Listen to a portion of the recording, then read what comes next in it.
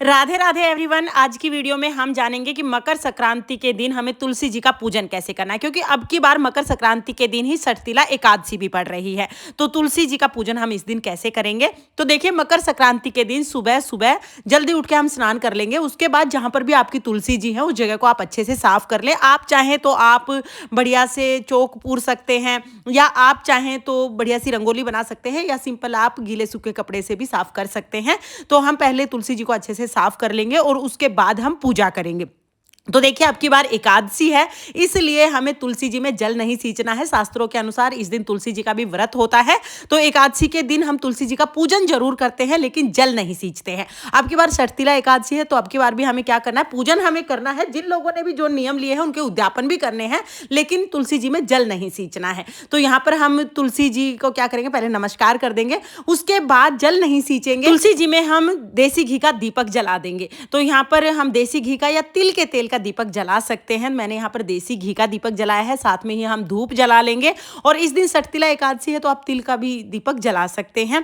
अब देखिए दीपक जलाने के बाद फिर हम हाथ जोड़ के संकल्प कर लेंगे, हे तुलसी महारानी, आज मैं आपका व्रत पूजन कर रही हूँ, आप मेरी पूजा को स्वीकार करें। उसके बाद वस्त्र के रूप में हम कलावा चढ़ा देंगे। और आपकी अगर तुलसी ने चुनरी नहीं ओढ़ी है तो इस दिन आप नई चुनरी उड़ा दीजिए। पहले से चुनरी ओढ़ी हुई है तो कोई बात नहीं, आप कलावा बांध सकते हैं। वस्त्र के रूप में कलावा तो जरूर समर्पित कर दीजिएगा। फिर हम तुलसी जी को तिलक कर देंगे। तो रोली से हमें तुलसी जी को तिलक करना है।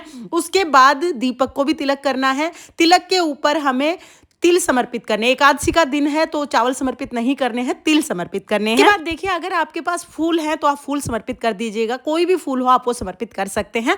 और अगर फूल नहीं है तो कोई बात नहीं, आप बगैर फूल के भी पूजा कर सकते हैं। मेरे पास फूल थे, मैंने फूल समर्पित कर दिए हैं। हम तुलसी जी का बढ़िया श्रृंगार कर देंगे, तिलक लगा देंगे, मेहंदी लगाएंगे, चूड़ी लगाएंगे। तो जो भी श्रृंगार का सामान आप तुलसी जी को समर्पित करना चाहते हैं वो आप तुलसी जी को जरूर पहना दीजिएगा। भोग के रूप में इस दिन हम तुलसी जी को फल समर्पित करेंगे। फल का भोग लगा सकते हैं, चीनी का भोग लगा सकते हैं, दूध से बनी हुई किसी मिठाई का भोग लगा सकते हैं।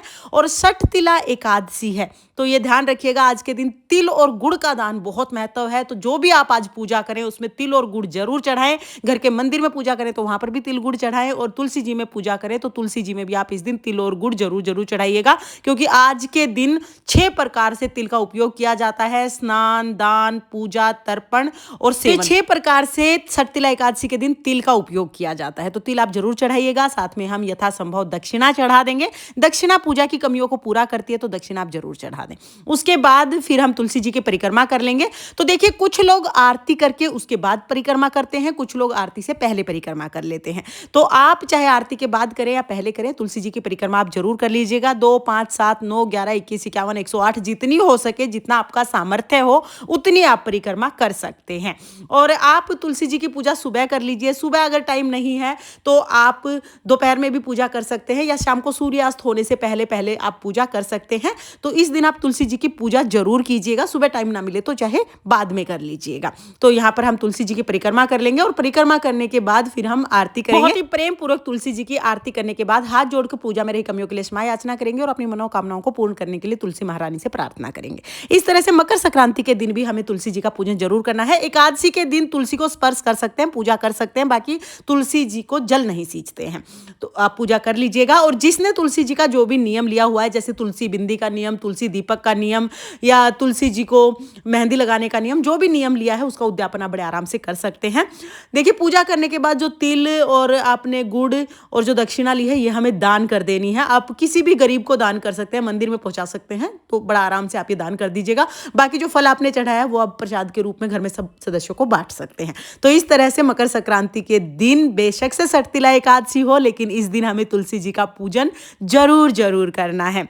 तो फ्रेंड्स, आपको तुलसी पूजन की सरल विधि कैसी लगी कमेंट करके जरूर बताना। और अगर ये वीडियो आपको पसंद आई हो, वीडियो आपके लिए थोड़ी बहुत भी यूजफुल हो, तो प्लीज़ प्लीज़ वीडियो को लाइक कर देना। और हम महिलाएं घर में तीज त्योहार कैसे करते हैं ये देखने के लिए मेरे चैनल को सब्सक्राइब कर लेना। ये मकर संक्रांति आप सभी के लिए मंगलमय हो, इसी कामना के साथ फिर मिलेंगे किसी और वीडियो में। तब तक के लिए जय श्री कृष्णा, राधे राधे।